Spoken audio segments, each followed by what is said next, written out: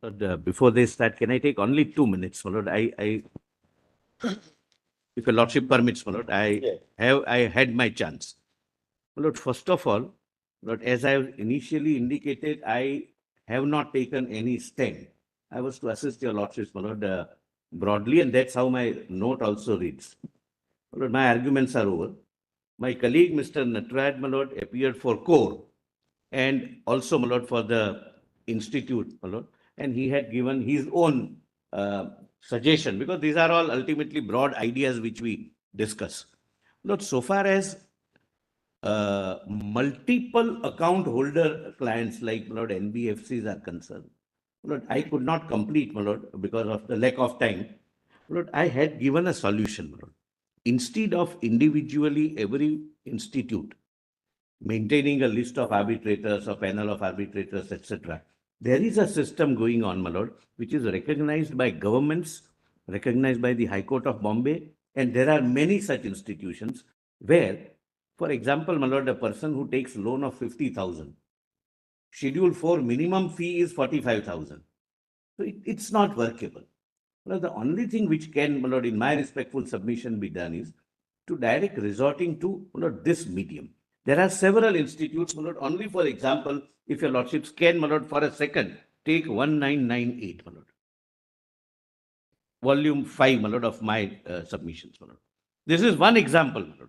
And this is, my lord, banks are using this for small, my lord, loan. What are they doing? ODR, my lord, that is online dispute resolution.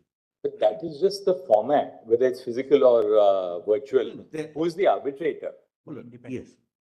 Lord, my learned friend is aware. You can. Because there is a comprehensive list of arbitrators empaneled by these institutions, for example, Sama and Lords Freesol. All kinds of arbitrators are there, Lords technical as well as Lords former judges who are empaneled. And Lords, the fee schedule is Lords affordable, tailor-made to disputes like these. Sometimes the arbitrator is already aware that if a dispute comes to him, he would be paid 2,000 or 5,000. Most of these awards are given in a 45-day time period. And there is no interference of either of the party. They have already incorporated a clause in their loan agreement that it would go to a Presolve or Sama or somebody else who's an ODR platform. So, Lords, the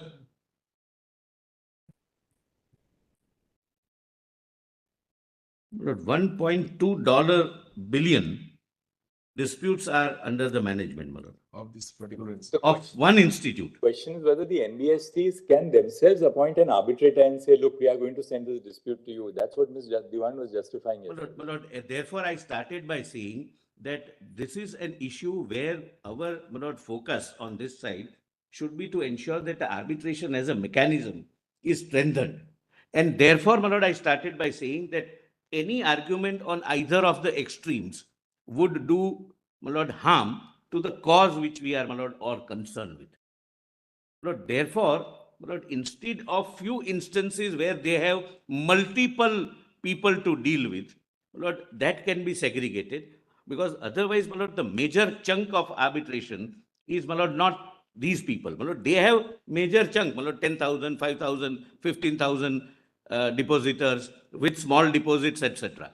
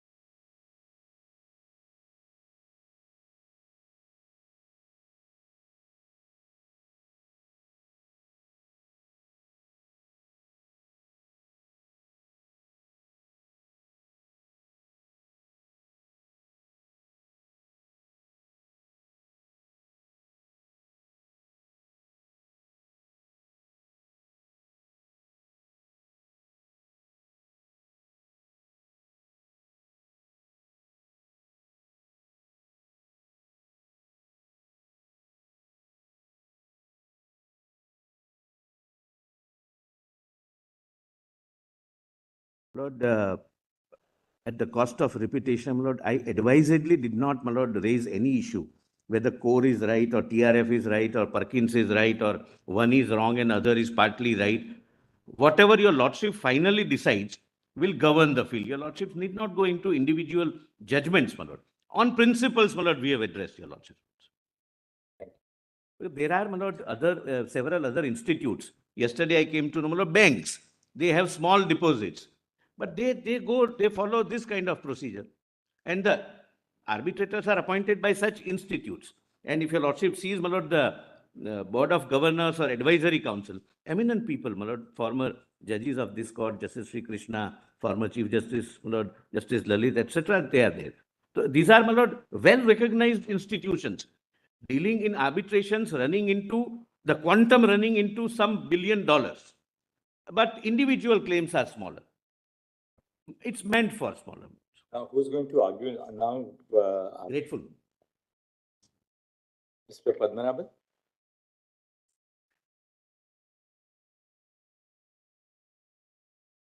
I'll take just 3-4 minutes.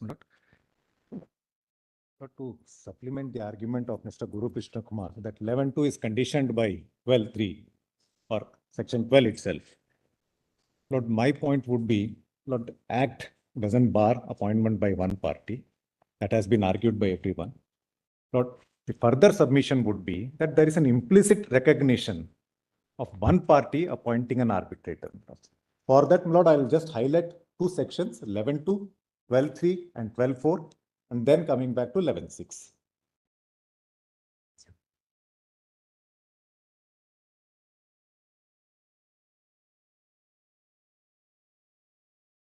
Yes.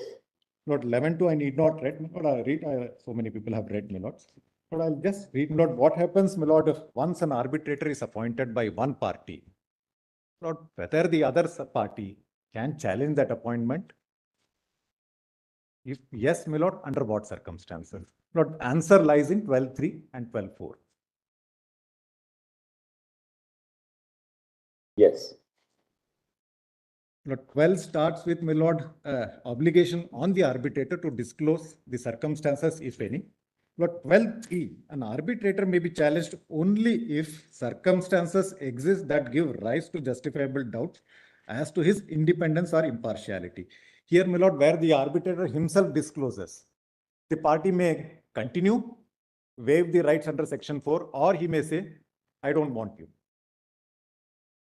But then, my Lord, 4, a party may challenge an arbitrator appointed by him in whose appointment he has participated only for reasons of which he becomes aware after the appointment has been made. Where, my Lord, this, my Lord, takes into a situation where arbitrator doesn't disclose. So these are the only two situations, my Lord, under which, my Lord, an appointment of an arbitrator can be challenged. Yes. Lord, there is no challenge prescribed that appointment made by one party can be challenged by the other party on the ground that it has been unilaterally done. So because the 11.2 itself, my Lord, is an agreement between the parties to appoint an arbitrator. For 12.4, what's the other one? 12.4, my Lord, is a situation where, my Lord, arbitrator doesn't disclose. What is 12? Pardon, Lord? 12.4 and 12.6. 12.3 and 12.4, and then finally 11.6, my Lord.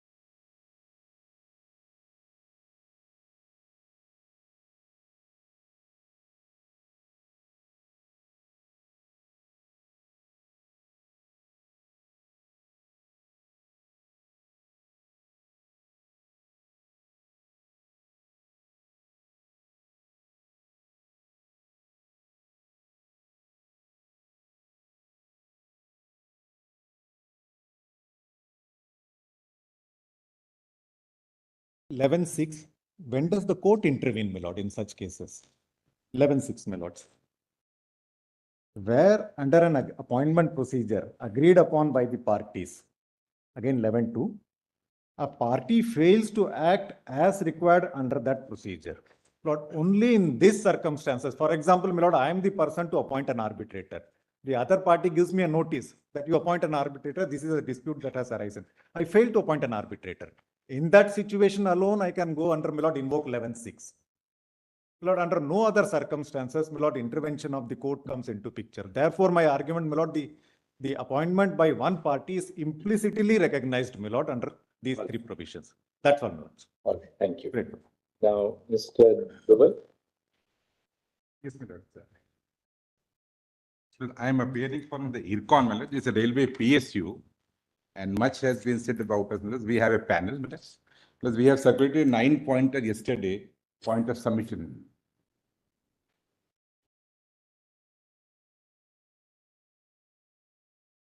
Yes. Because I'll read, because the first to 7 are basically, it was said by the union. We go by that, Miller's. As said, Miller's, the freedom to choose runs through the act. And this is nothing to be said, Miller's, and unilateral appointments are not prohibited per se, Miller's. And Miller's, with context of PSU, which is railway PSU, IRCON, Miller's, we have to say, Miller's, yesterday was said that the claim has become now a new revenue source. And Miller's, why I am saying so, Miller's, there's choosing from the panel, Miller's. They had the freedom to choose, and they had the freedom to say this chosen by us is not a fair person. That freedom lies in 12.3 and 12.4, which Miller read right now, Miller's. In this particular case, Miller's, we had given a complete panel of 31%, Miller's. And Miller's, at we circulate the entire list to the respondent, Miller's. It can be seen, Miller's, volume 4. That's okay. Maybe that's the facts of it. List, Miller's. So, Miller's, and this bias has been said thoroughly, Miller's, bias is to be presumed. But according to us, Miller's, bias cannot be presumed. It needs to be demonstrated. Yes, that's that's submission. Thank you.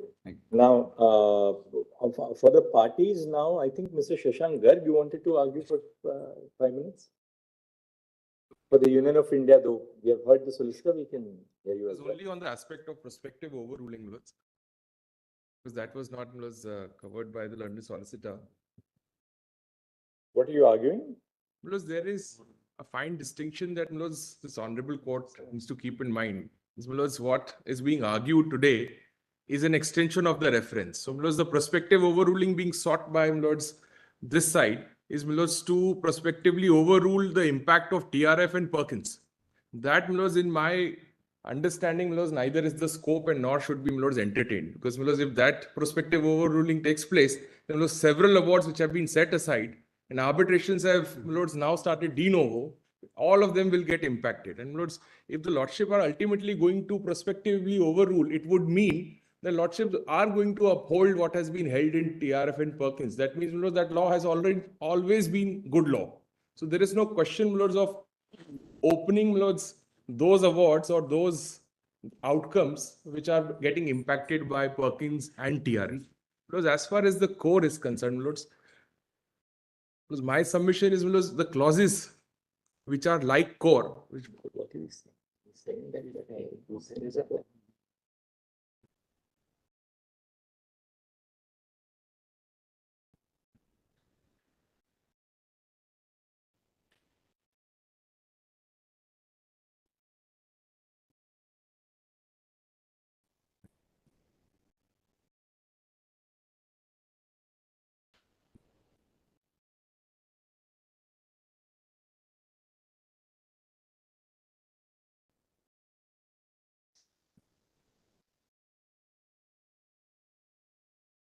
There's only one more submission. As far as the clauses like core, where a party has maintained a panel and has given some choice, whether limited or a free choice, that's a question that Lordships will ultimately determine. There, There also, there has to be a retrospective impact of the judgment, with the only exceptions of cases where awards have come. Because if the award has come, that means the parties have participated in the arbitration, have accepted the panel, had an opportunity to challenge, no challenge is pending in either court of law. So wherever awards have come, and the clause is akin to core,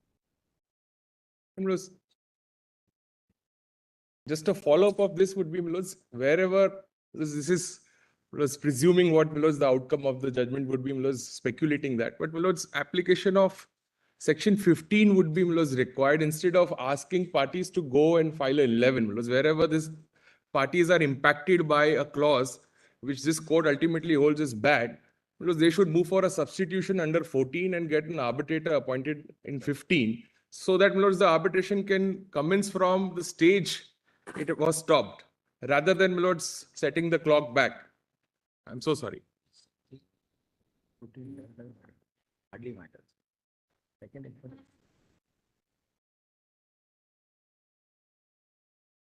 is appointed under the same procedure as far as the original arbitrator is concerned? Yes, The 50. yes, but if No, this honorable because, bench, suppose because of some incapacity or something, arbitrator A is appointed Lordship. and he has to be substituted. The substituted arbitrator gets appointed in the same process as arbitrator A was appointed, or what? Yes, there is an application that can be moved before the court, and the court will give due credit to the clause. But if the clause itself has been held to be illegal or not valid, then court would Suppose there's no reference to the clause about invalidity or anything. A particular procedure is prescribed under which A is appointed, A becomes incapacitated, then B is to be appointed by following the procedure same procedure. leading to appointment of A. Is Same that procedure without interference of the court, in normal course. If there is no interference of court, correct. the same procedure will be applied. So it should not be a case where everybody is made to file a fresh section 11. Wherever any party is getting impacted in an ongoing arbitration, it should be a case for substitution from that state. So their grievance is also met, that. So that, yes, that's all. Grateful, Milods. We have some interveners. Now, can the interveners really give us all a set of submissions? Because otherwise there'll be no end to it. Well, I'm the first of the, because I've given your lordships my skeletons. All right, let's start with Mr. Jetmalani and Mr. Jetmalani. Well, I've given detailed written submissions at 5E. Just tell us what is your point? I've also proceed in the lunchtime my written submissions. So if your lordships want, I've emailed it.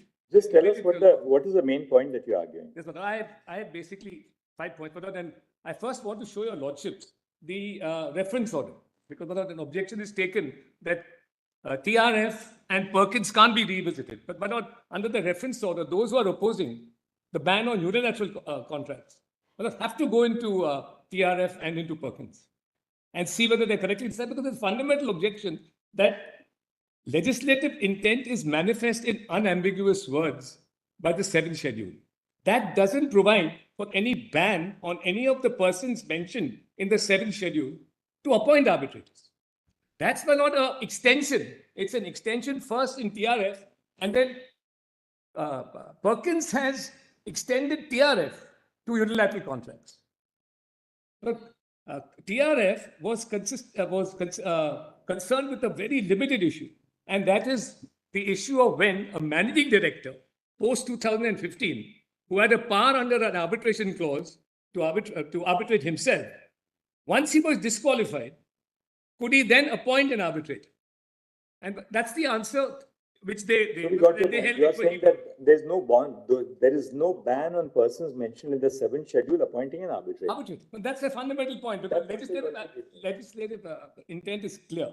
Now, from the 7th schedule, because if, just to give one example, if they wanted to ban appointment of an arbitrator named in the 7th schedule, they could have just added one more clause in the 7th schedule and said persons appointed by arbitrators appointed by persons in clauses 1 to 19 above.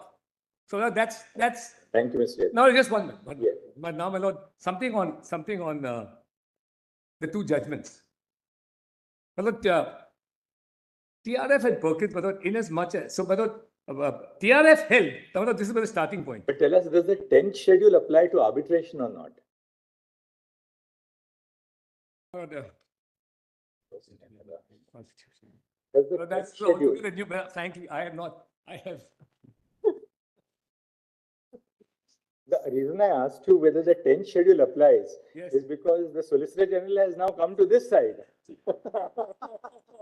I see. I didn't note that. I'd have probably picked it up, but I didn't notice that move from here. Sir, I gave reason to my. I didn't know what I did.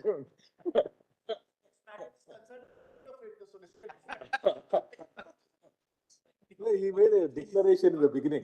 But I can That he tell will what see I the said way. to my learned friend when he was surprised that I came and sat here. I said, you are the best person to tackle the situation where one party who is supposed to be in opposition sits together and you represent them. But in an extension to that animal kingdom reference of wolves and he's running with the hare and hunting with the hound. Good.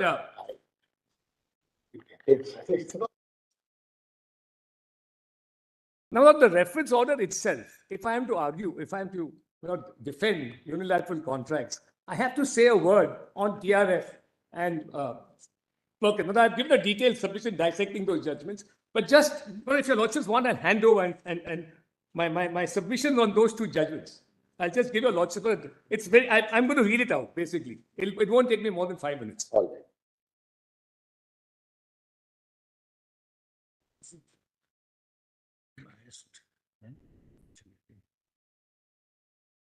But really 3, 4, and 5 are the ones about the three leading judgments that impinge in this case, this reference.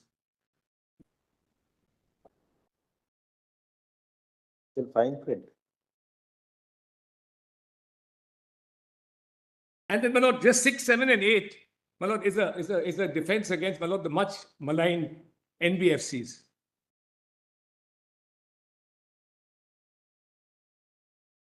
My lord, I'll start from clause 3.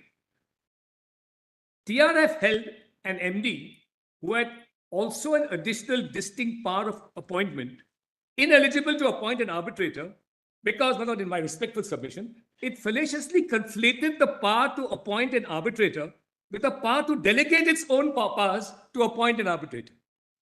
Well, I dissected that judgment in detail in my 25-page written submission. It thus invoked the maxim, qui facet per alium, facet per se, i.e., what one cannot do, he cannot do through another.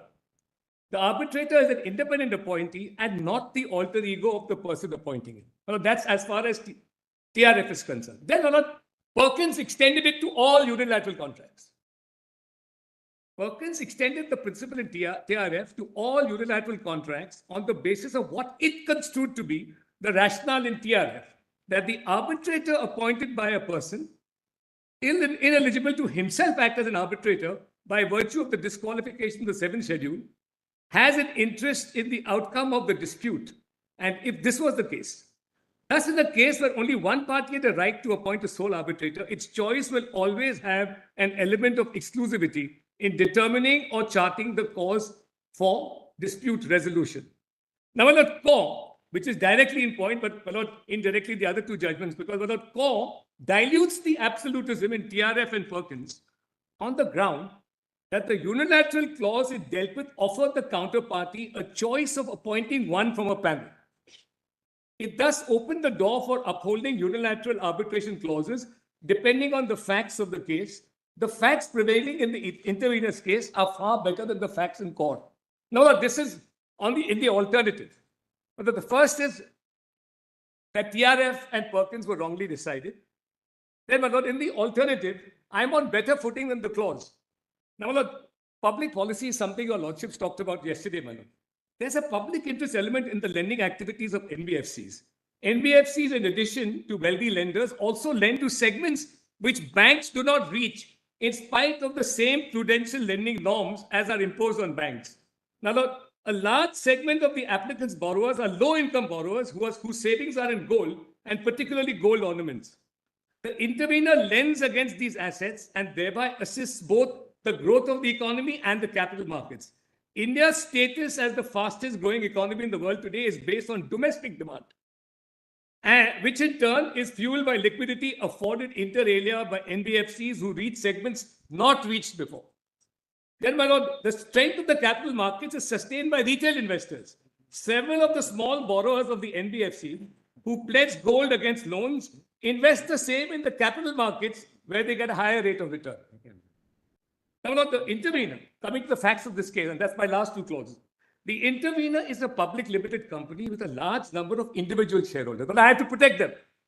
There are large defaults in repayment of loans advanced by the intervener. For recovery of loan amounts between 50,000 to 20 lakhs, there are a large number of individual borrowers who are in such default. The intervener is accountable to its shareholders and hence, in respect of these loans, has adopted the relatively cheaper and speedier remedy for recovery of their loans, i.e., invocation of the arbitration clause under the loan agreements. A large number of borrowers do not respond to arbitration notices in spite of service of those notices.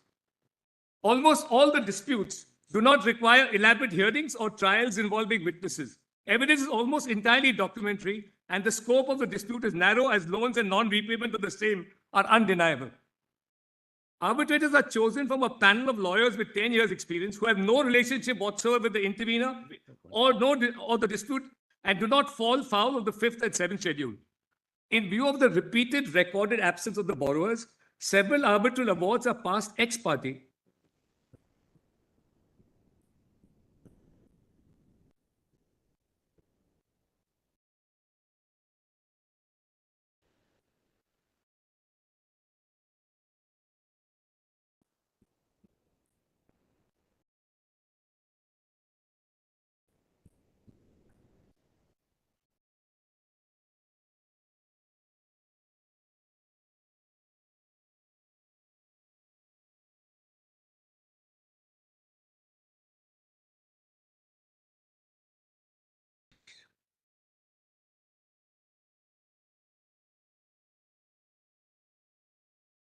Come back here now.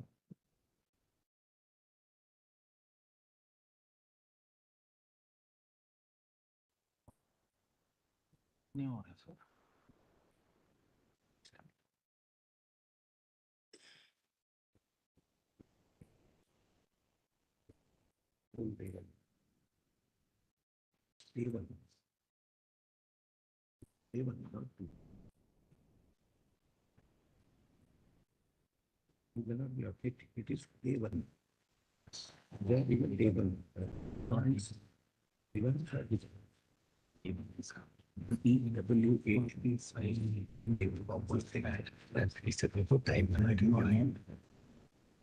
I'll just finish it. In view of the repeated recorded absence of the borrowers, several arbitral awards are passed ex parte. Few are contested, but no one in the past has ever objected to the appointment of the sole arbitrator. But that's our experience. Nobody has ever said that. It is only after the judgment in Perkins that borrowers at stage of execution proceedings raise the contention that the arbitrator has been unilaterally appointed and hence is ineligible. What is the profile of your borrowers? They're all Well, I have car driver, your small commercial. None of them are before us. None of them are before us. They can't afford to. No, some of them can't afford. But what is the state? I'll tell you, Lordship, but the last clause 8 puts out the alternative. You are giving the color of law to just giving a formal imprimatur of the law to your actions. That's all. May I just say this? Look at the alternative. If I'll opt out of your Lordship is Nominate a lawyer, he'll pass a standard from award, go and see somebody's car, somebody's house, somebody's property. My Lord, two responses to that, if I may, my Lord, because that fell from your Lordships yesterday also. My Lord, the scope of these disputes is not like in those big government contracts where somebody says there's one The performance. volume is large. The amounts in each individual case may be very small. 70,000, 5 lakhs, 10 lakhs. What is 10 lakhs today in commercial dispute terms? But look at the impact on Now, my lord, what is the counter to that? society. What is the counter to that? But kindly just see. Please see clause 8, and that's my final argument, which is some kind of a response, I hope, which prevails with your lordships, to what your lordship, what just fell from your lordships. Please see 8. My lord, there has never been any complaint of, my lord, this is dealing with your lordships, my lord, expressions of the defaulter's nightmare. There has never been any complaint of harassment of the intervener's borrowing during the stage of execution. The question of a defaulter's nightmare situation has never arisen in the case of the interveners. But, my lord, in the absence of arbitration proceedings, the interveners will be compelled to seek recourse to courts by filing summary suits. We can't let it go. We are responsible to our shareholders. Thus, adding to the burdens of the court's arrears, borrowers will be even less prone to contesting summary suits in view of the fact that the option is more expensive and more protracted than arbitration is. Finally, my lord, if the defaulter's nightmare does indeed exist, it will equally exist at the stage of execution of decrees and summary suits. Thank you. I would like. Yes, Can I Mr. straight away take your lordships to section 2, subsection 6, which, my lords, has not been shown to your lordships now. And that is, in fact, my lords, the guiding light of party autonomy under the Arbitration Act. And it's, my lords, extremely important. Lords, please have a look, take a look at the Arbitration Act. Because this will, my lords, I have 3 submissions. My lords, let me just articulate the submissions. 1, section 2, subsection 6 is the guiding light to understand the extent and the scheme of party autonomy under the Arbitration Act. That's my first submission. My second submission, my lords,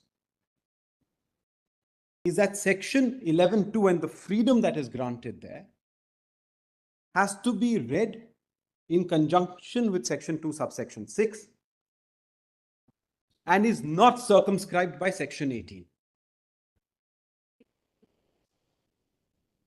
And my third point, my lords, is that party autonomy is balanced by the safeguards inbuilt into the Act. And my lords, the last point your lordships has heard sufficiently. I don't need to elaborate, my lords, on the last point. But my lords, if your lordships were to look at my first point, and please have a look at section 2, subsection 6. Because this will also, in my respectful submission, answer Mr. Banerjee's point of the extent to which section 18 can in fact operate. And there is some legislative history. There is, my lords, the model law and how we have departed to some extent from the model law.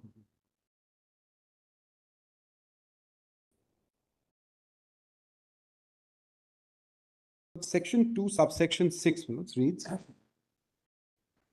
Yes. where this part, except section 28, which is, my lords, the governing law clause that domestic disputes will be governed by Indian law, leaves the parties free to determine a certain issue. That freedom shall include the right of the parties to authorize any person, including an institution, to determine that issue. And my lords, I had filed a set of skeletal submissions in the afternoon yesterday. It's a 3-page skeletal. My lords, if they can just put that up for your lordship's consideration. I have compared that, my lords, with the model law at paragraph, my lords, 4, subparagraph B, which would, my lords, be at page 2.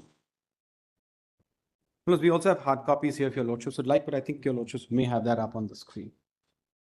My lords, what the model law set out, my lords, was this. For the purposes of this law, where a provision of this law, except Article 28, leaves the parties free to determine a certain issue, such freedom includes the rights of the parties to authorize a third party, including an institution, to make that determination.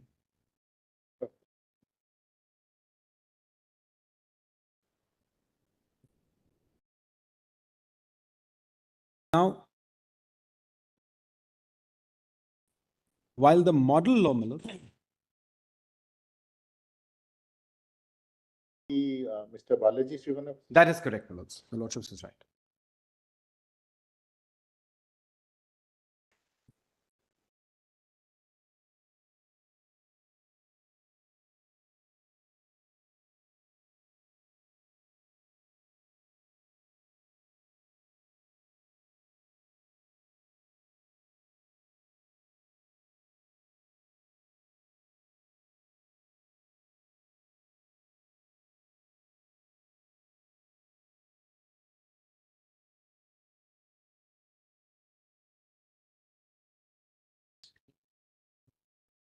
Yes, I'm deeply grateful. Now, Manoj, how this works, Manoj, in fact, there is some commentaries on this, is this.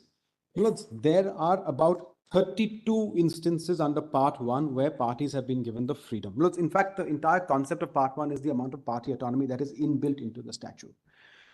11.2 is one example, freedom to agree on the procedure. 2, take, for example, Manoj, number of arbitrators, Section 10. You may make a determination in the contract. You may make a decision saying, we're not making a decision on the contract, but let's assume that we appoint an institution. The institution can make that decision based on the kind of dispute that arises. Again, freedom relates to contract. 11.1, nationality. I might not make a determination when I've executed a contract. Because your lordships has shareholder agreements where, let's assume, investment has come from all over the world. You may not turn around and say that I will not have a neutral national, or you may turn around and say I won't have a particular person coming in. A lot of issues can be determined post lots of dispute arising. The freedom is given under 2 subsection 6. So out of the 32 instances, section 10 is one, section 11.1 is one, section 11.2 is certainly one. Your lordships has seen the terminology of 11.2, challenge procedure. I may decide I have an ad hoc arbitration, but I may decide that an institution will determine a challenge to an arbitrator. I don't want to move a challenge before the arbitrator. I don't want to come to court. That freedom is set out under 11.6. And what 11.6 says is that, but for 28, we will recognize that freedom. It does not circumscribe it to section 18. So that's my first broad submission that your lordships has. When your lordships, in fact, looks... What is the subtitle of construction of references? Yes. So what it sets out, your lordships is looking at 2.6. Just about 2.6. Yes. Where this part is divided into 2 parts. One with respect to scope. That is correct. First is the definition part, second is scope, third is construction of references. Yes. Have you got that? I'm just, I'll just... Yeah. Can I just get a copy? That is a references to arbitration, I suppose. That's right.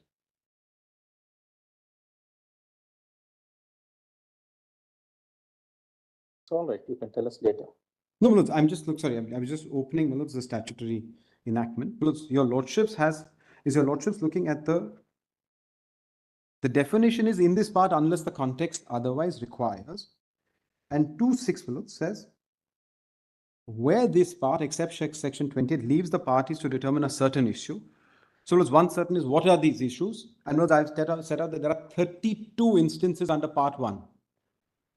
Which include 11.2, which include 11.1, which include section 10, which includes section 13, include section 14.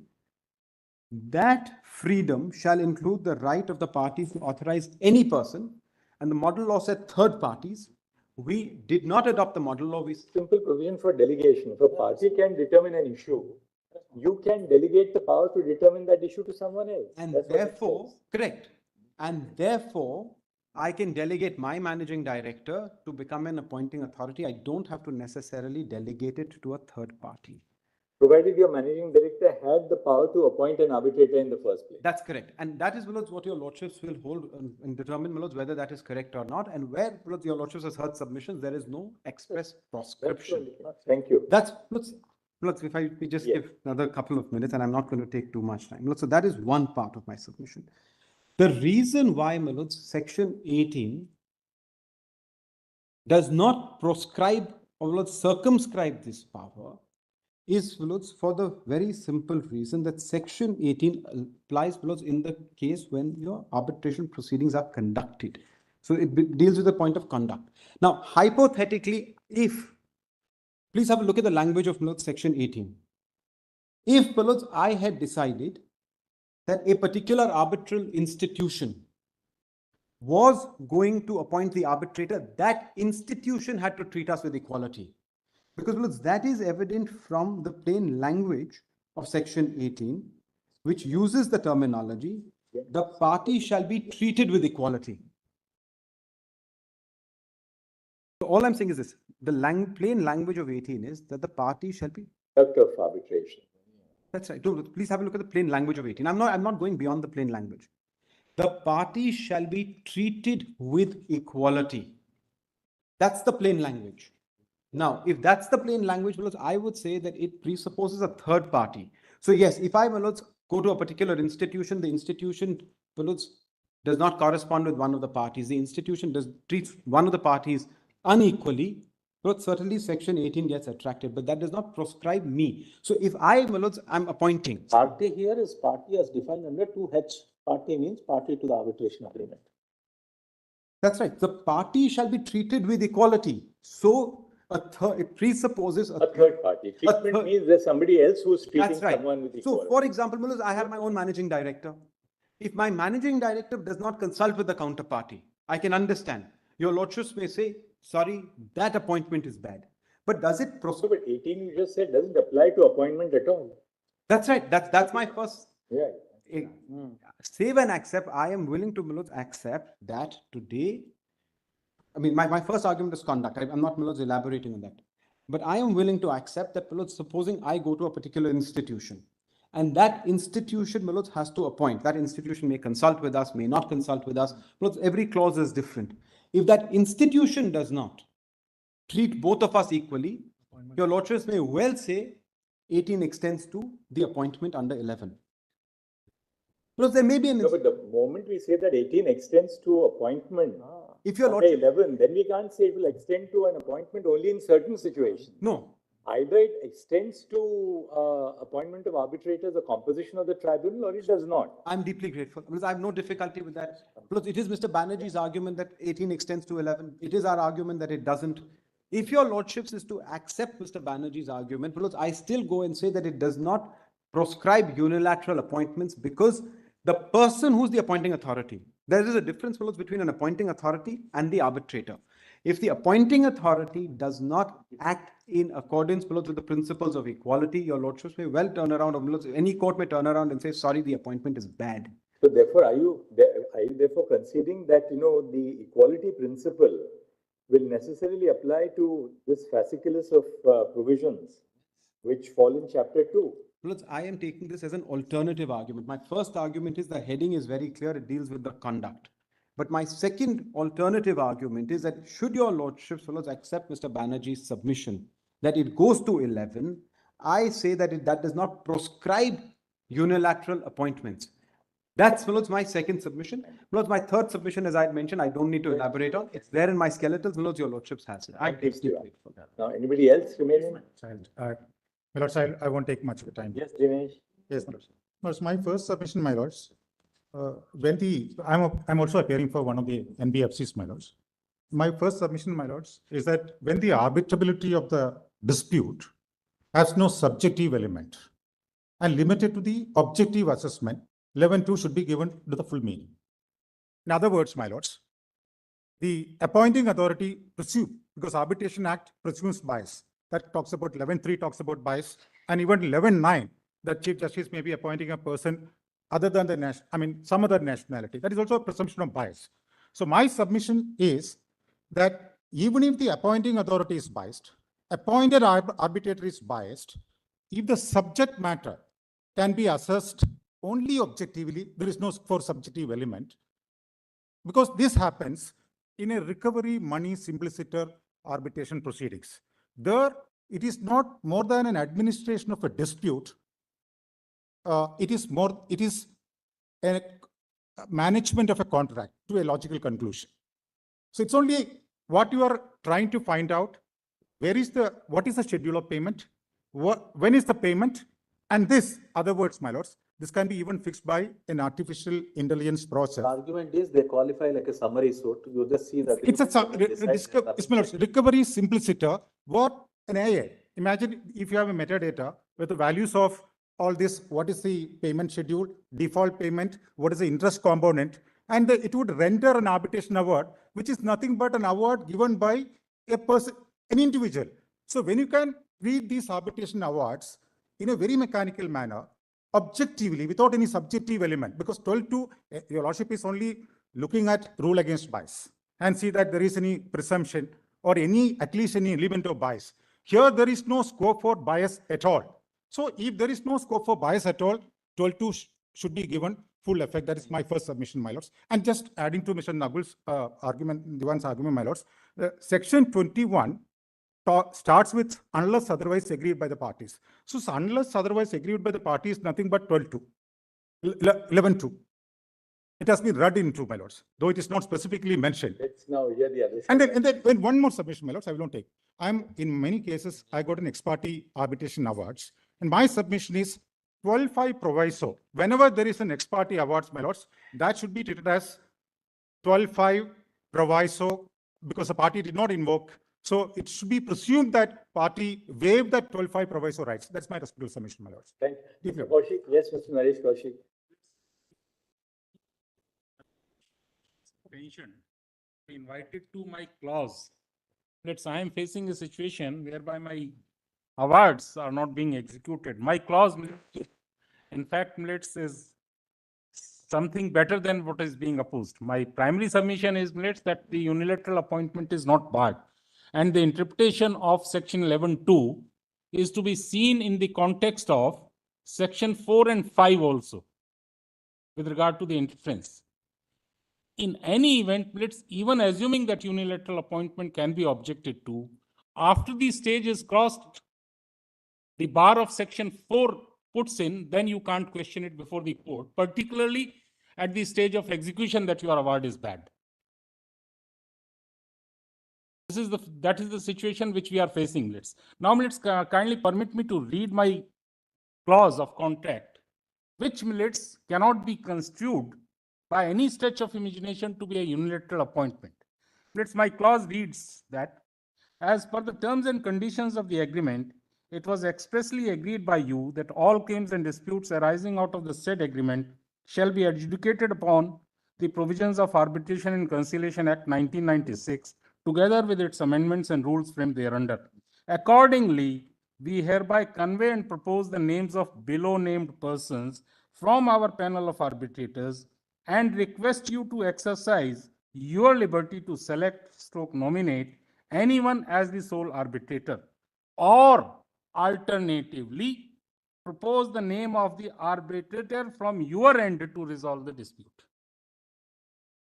We give equal opportunity that in case you do not accept our arbitrator, anyone from our panel, then you please nominate the arbitrator and have this dispute resolved.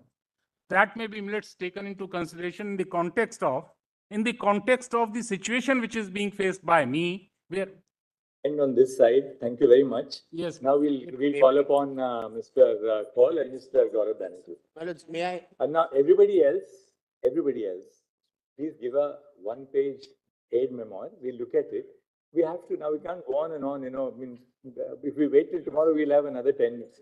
Yes, Mr. Banerjee. Now we'll have to apply the guillotine. We had to complete the hearing at 3 o'clock. Written this in. I put it in writing. Circumstances in Put it in writing. Yes. It is in writing. Yes. Then we'll read it. Don't worry. My lord, point by point, my lord. Learned SG submissions, very important.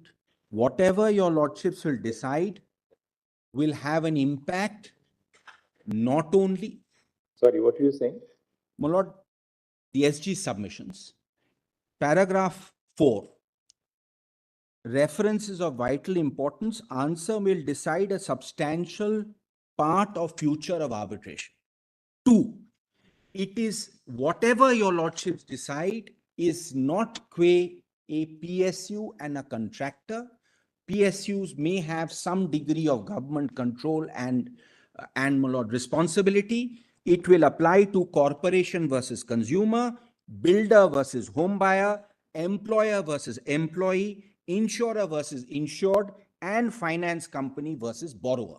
If your lordships are permitting a unilaterally drawn up panel, all these cases, which are cases of adhesion contracts, will be squarely impacted. Okay. So this is, my lord, the second point. My lord, the third point is that. I'm sorry, I didn't read, my lord, any of my submissions, my lord. My lord, please ignore my first submission, that it is not important.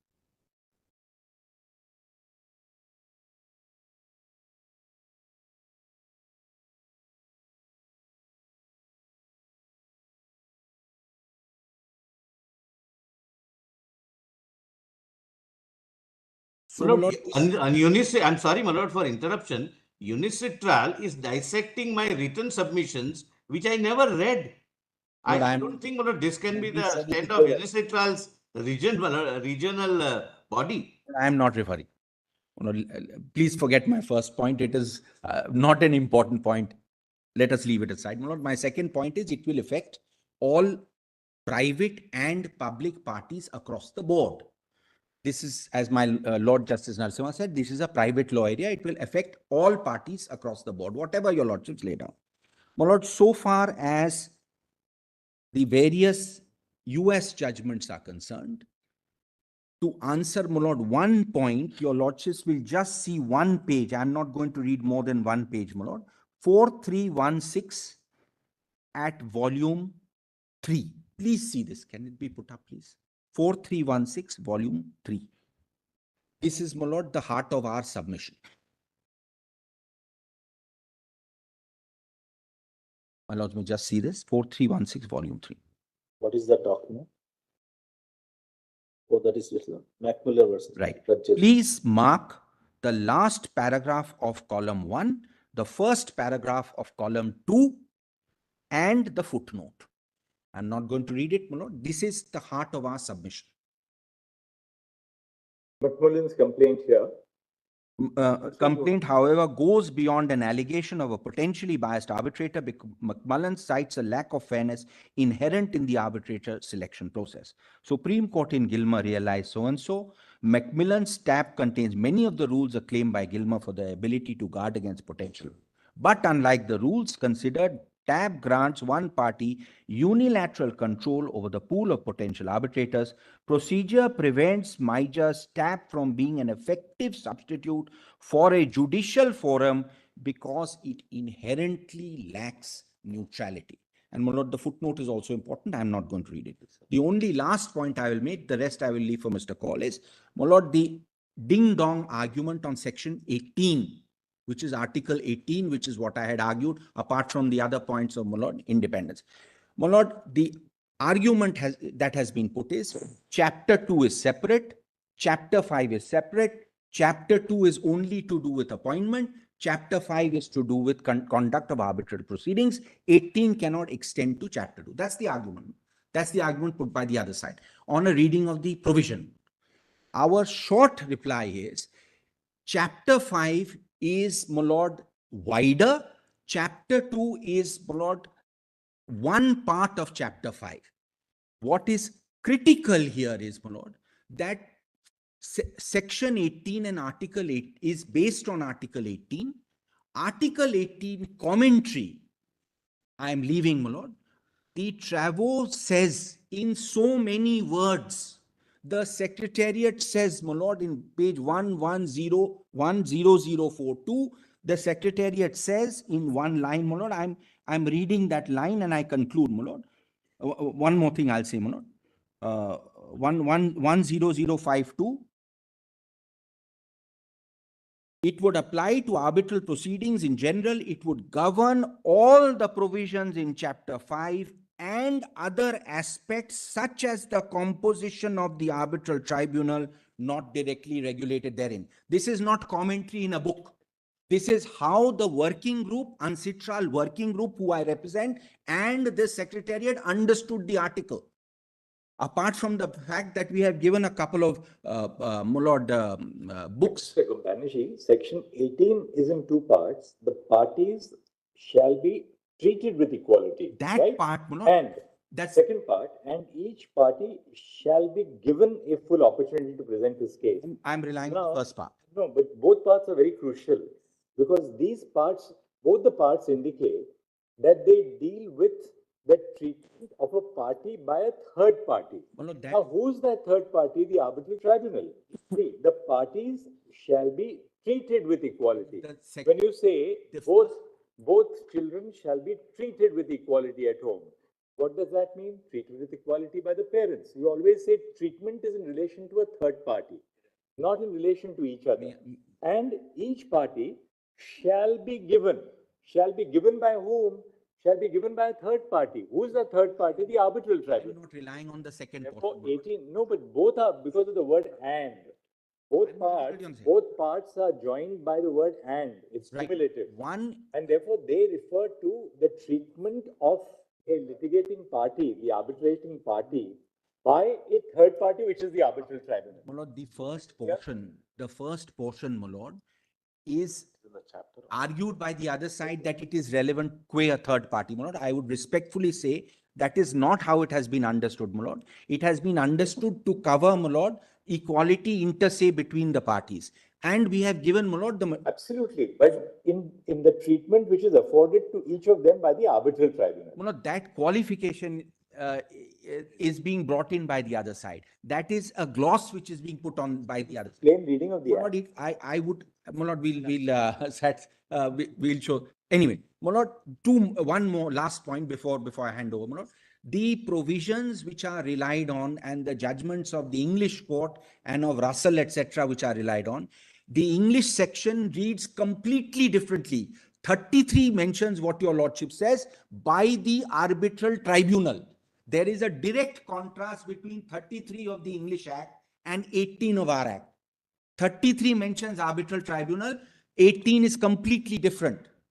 And, my lord, it is the portion quoted by the learned Solicitor General in Russell is half complete. The second portion specifically deals with equality of parties. Thank So, you. my lord, I will show that. Mr. Potan, yesterday, where did you disappear after Mr. Banerjee argued? You were supposed to have divided time between Mr. Potan and Mr. Banerjee. We'll give you 30 seconds. Tell us what you have to argue. Just to supplement Mr. Banerjee's statement, I just had reference to the New York Convention, which also speaks about public policy and principles of natural justice. It's all covered in my written submission, my lord. And the 3 ICSID cases, the standard drawn by ICSID in case of bias, I'll just give you the reference of the page numbers, my lord. It's volume 3, tab 142, tab 143, and tab 152. It actually says that the convention does not require an actual dependence of bias. Rather, it is sufficient to establish the appearance of dependence or bias. On the New York Convention, my lord, it's just that the New York Convention precedes the model law. The purpose for having a model law was because there was a difficulty enforcing these awards because there was no uniform legislation. That's where the public policy and principles of natural justice are covered here, and that is addressed in the model law. The right to equality. Thank you. Well, just very briefly, Yes, Mr. Manoj, I'll address only the argument of party autonomy, which has been said runs through like a common thread through the scheme of the Act as a defense their side. Manoj, if your lordship sees the entire debate from the 246 Law Commission report, including parts of the Union of India synopsis, which has been filed by the learned SG in the matter, all say 2 clear things. Impartiality and independence are critical and essential to an arbitral process. That's a Union of India synopsis. I'll give the page. And apprehension is not actual, neutrality is not actual neutrality, is also an apprehension of bias has to be avoided. And a principle of natural justice, which includes the rule of bias, any arbitral process will be subject to it. This is Union of India synopsis as well. It was this concern of the Law Commission report in the 246 report in 3 paras. If your lordships permit, I'll read them out or give the paras, which dealt with it and said that these are creating serious problems. That you are today having people where binding contracts are prevailing over overarching principles of independence and impartiality.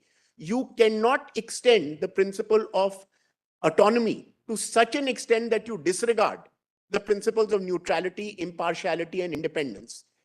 A suggestion was made by one of the members to the Law Commission report to say that no, situation should be different in the case of a state.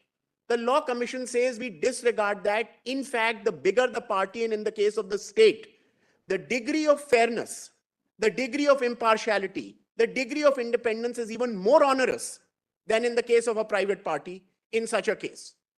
12.5 draft was recommended and the legislature in its wisdom picked up the 12 subclause 5 draft in its entirety as recommended by the 246 Law Commission.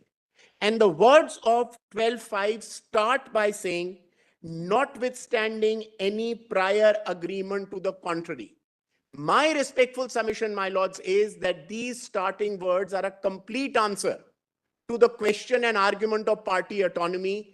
You may have any agreement to the contrary, but the words in 12.5 are notwithstanding any prior agreement to the contrary is contained therein. And if you are hit by 7th schedule, you are per se ineligible. In fact, I read out broadband to your lordships that even you don't have to go under 14 for that. You straight away go to the court and say, substitute him with another arbitrator. Now, the argument sought to be made is that, look, there is nothing in the Act which bars party autonomy. 12.5 starts by saying, notwithstanding any prior agreement to the contrary, if you're ineligible, you're ineligible. What did TRF do? TRF and Perkins took it to its logical conclusion by saying that if you are ineligible per se to be an arbitrator, how can you nominate another party unilaterally or curate something unilaterally to the exclusion of the other party? You can't do it. Now, my lords, the other question put to your lordships is unilateral clauses. There is no bar. What is a unilateral clause? A unilateral clause is either the party appointing an arbitrator or his employee appointing an arbitrator. In either of the two cases, he is hit by 7th schedule entry 1 and other entries from 1 to 19. Either he appoints it himself or his employee appoints it. That's what a unilateral arbiter clause is. And that is clearly prohibited by 7. You can't do. TRF and Perkins only go a step further and say, if you can't do it and you're completely ineligible, and Perkins discusses it in para 16 and 15, they say, why? Why can an employee or a person not do it himself? Because he has a direct interest in the outcome of the arbitral process. Therefore, is it your case, therefore, that the moment a party cannot act as an arbitrator in its own cause, which is fundamental, Right. therefore you are precluded from even preparing a panel Yes. without the panel being required to be tested on the touchstone of impartiality? And unilaterally, you Is cannot there- curate is a there- panel. Is there an irrebuttable presumption that a panel prepared by a party which is ineligible would itself be void? Malos, may I just straight away answer That's that? your argument. And I know there's a good reason. Perkins says that why is ultimately an arbitrator? Or is it a more nuanced point that, well, though you may not yourself be eligible to arbitrate, so long as the panel which you prepare is a panel which otherwise does not suffer from any of the vices which are provided under the Act, that should Malos, pass our muster, respect. subject to a challenge in an individual Malos, case. may I just say? I don't agree. Malos, may I just say, and I'll complete with that. That's the point. No, where may I we just have show to think of. 3 paras are important for your lordships to see because that led to 12.5. I just need to show 3 paras of the Law Commission report. Please have para 53 on page 2756. And then I have one question. Yes. What is the ambit of 13 and 14? How do you distinguish between the ambit of 13 and 14? Well, First, you come to your point and then end with this. Otherwise, I'll forget. So should I answer that, my lord? No. First, deal with what you were saying. Yes. 13, 14 are answered in broadband. I'll give that para, which I read out in my opening. I'll give that para to my lords. My lords, please have para 53 on page 2756 this is the Law Commission report, volume 4. One second. This is what led to 12.5 being introduced. 2754. 2756, my lords. It starts at 2737 at 2756. Yes. 2756, para 53. It starts with neutrality of arbitrators, the heading.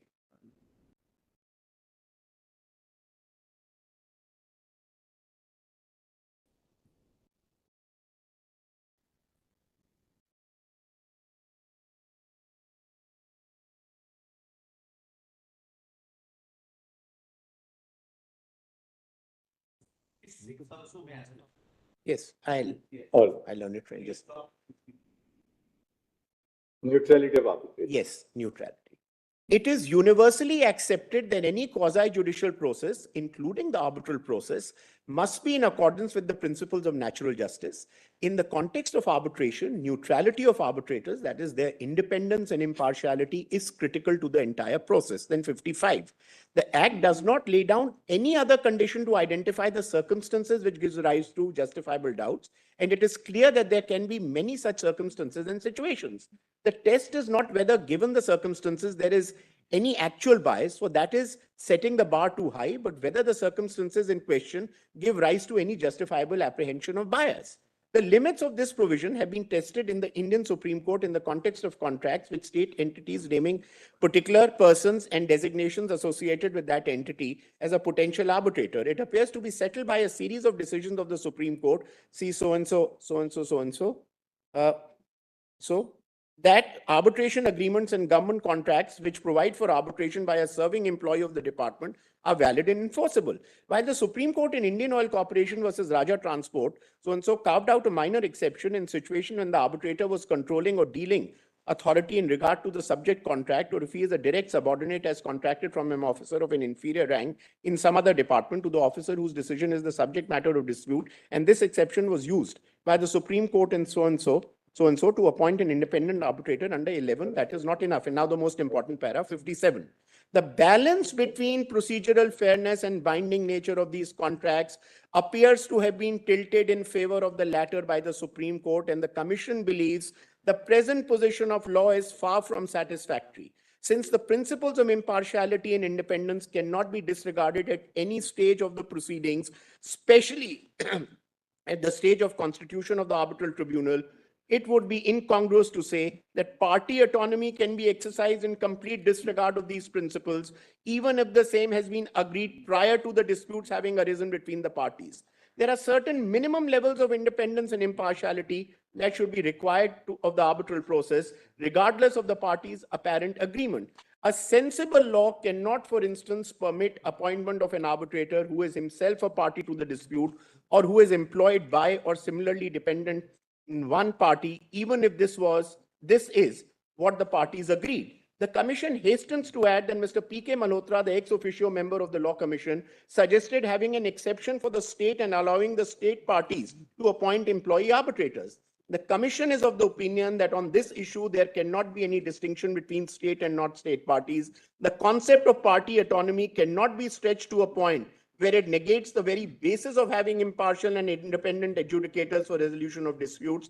In fact, when the party appointing an adjudicator is the state, the duty to appoint an impartial and independent adjudicator is that much more onerous, and the right to natural justice cannot be said to have been waived only on the basis of a prior agreement between the parties at the time of contract and before arising of disputes.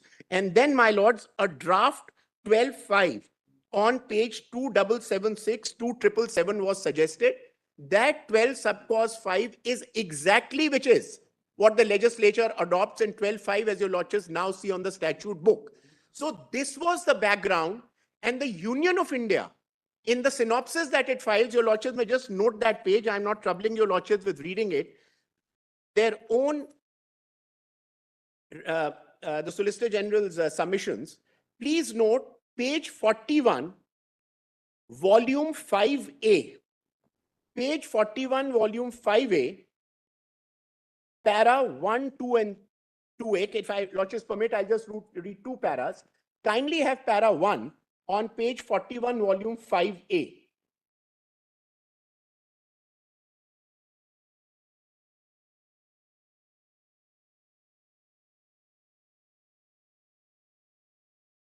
Alod has that?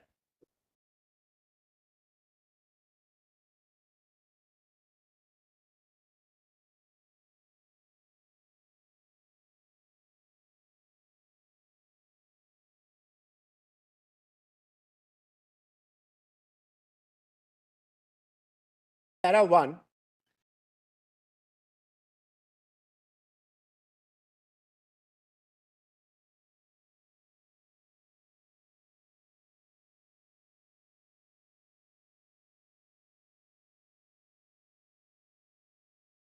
Now let's please have para 1 of this submission on page 5, volume 5A. It says party autonomy is central to the arbitrator process has been considered brooding and guiding spirit. And then, however, party autonomy is not synonymous to complete autonomy and is subject to principles of natural justice, of which rule of bias is an essential ingredient. Moreover, ensuring independence, impartiality, moreover,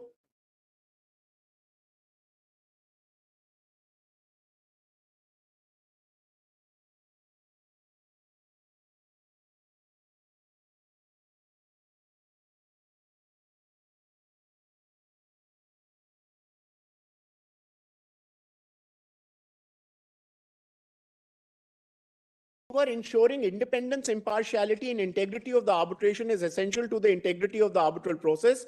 And justice must not only be done, but manifestly and undoubtedly seem to be done. And apprehension of neutrality, lack of neutrality, is also a concern.